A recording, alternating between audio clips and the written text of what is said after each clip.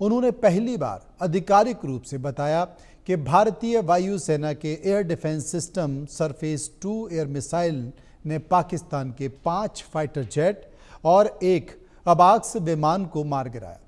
उन्होंने बताया कि S-400 एयर डिफेंस सिस्टम ने पाकिस्तानी विमान के AEW-C को 300 किलोमीटर की दूरी से निशाना बनाया।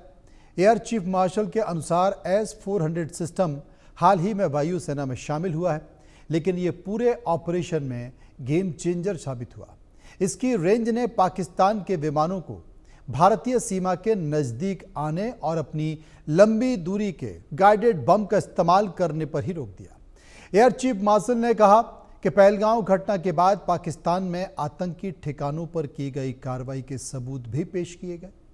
दुनिया भर के रक्षा विशेषज्ञ ये जानते हैं और समझते हैं कि पहलगांव आतंकी हमले के बाद पाकिस्तान को अपने किए का वो नतीजा भुगतना पड़ा जो अब कभी नहीं भूल पाएगा।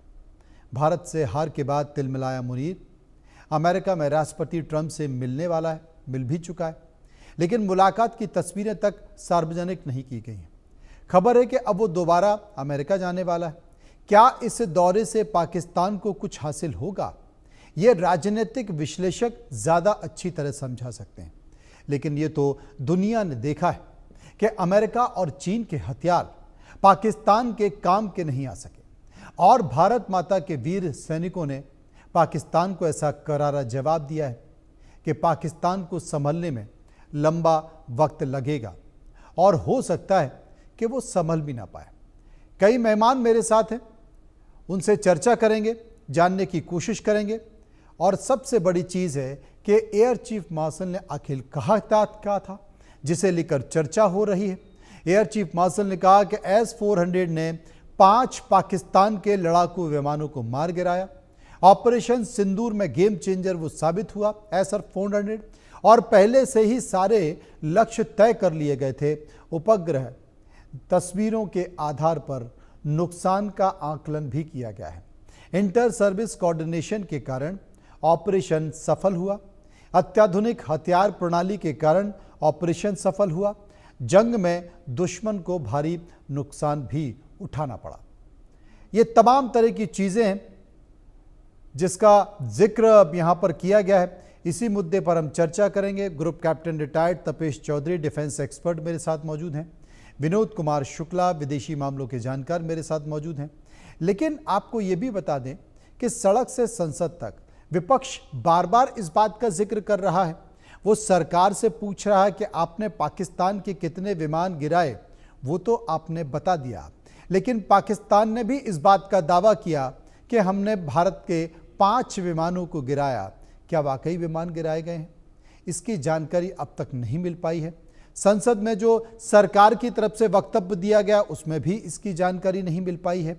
हालांकि इस बात के संकेत CDS अनिल चौहान ने जरूर दिए थे, लेकिन वो क्यों गिरे ये समझने की जरूरत है। उन्होंने कहा अभी तक स्पष्ट कुछ नहीं मिला और इसलिए बार बार विपक्ष सरकार को घेरने की कोशिश करता है। लेकिन इस मसले पर हमने एक रिपोर्ट तैयार की है। एक रिपोर्ट देखिए।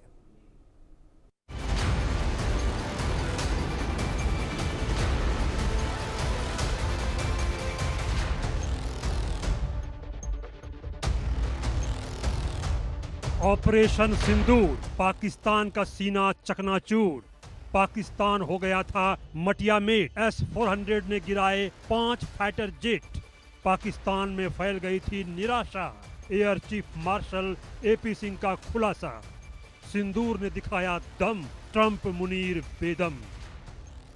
ऑपरेशन सिंदूर के दौरान पाकिस्तान को हुए नुकसान पर वायुसेना प्रमुख air chief marshal AP Singh ने बड़ा खुलासा किया है। उन्होंने बेंगलुरु में आयोजित air chief marshal LM Katre lecture के दौरान कहा कि ऑपरेशन सिंदूर के तहत भारतीय वायुसेना के air defence surface to air missile system ने पाकिस्तान के 5 फाइटर जेट और एक अवाक्स विमान को मार गिराया। उन्होंने बताया कि S-400 एयर डिफेंस सिस्टम ने इन पाकिस्तानी विमानों को मार गिराया, जिसमें AEW&C एलिंट विमान को 300 किलोमीटर की दूरी से निशाना बनाया गया। एयर चीफ मार्शल ने पहलगाम घटना के बाद पाकिस्तान में आतंकी ठिकानों पर की गई कार्रवाई के सबूत भी पेश किए। उन्होंने कहा कि सारे लक्ष्य पहले से तय कर लिए गए थे। इमारतों की पहचान कर उन्हें सटीक रूप से निशाना बनाया गया।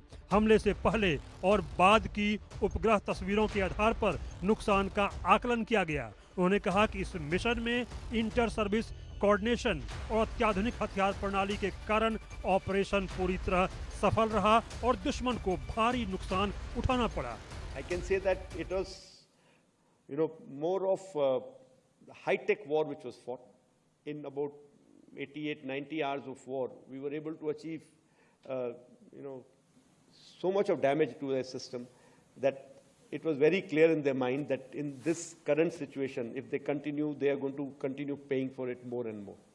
So they have come forward and sent a message again through DGMO कि हम बात करना चाहते हैं, and which was accepted from our side. And when I say our side, it's not just the Air Force, it's the joint decision that was taken, and it was taken even at the highest level. Why was that accepted? There have been a lot of debates which are going on. यह पहला मौका है जब भारतीय वायुसेना ने operation सिंदूर के दौरान पाकिस्तान को हुए नुकसान पर आधिकारिक रूप से बयान दिया है।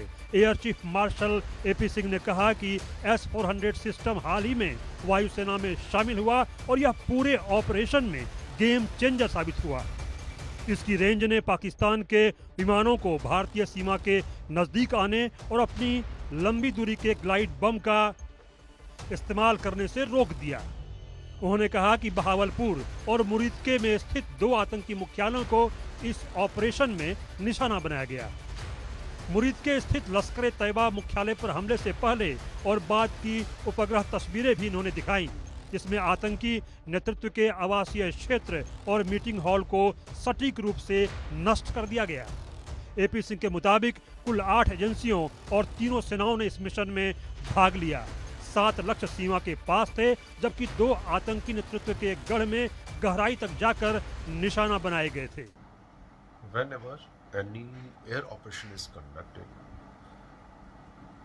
during the planning you address all the factors involved, and any resource crunch or any other restriction affects the planning, and therefore the execution of operation is also affected.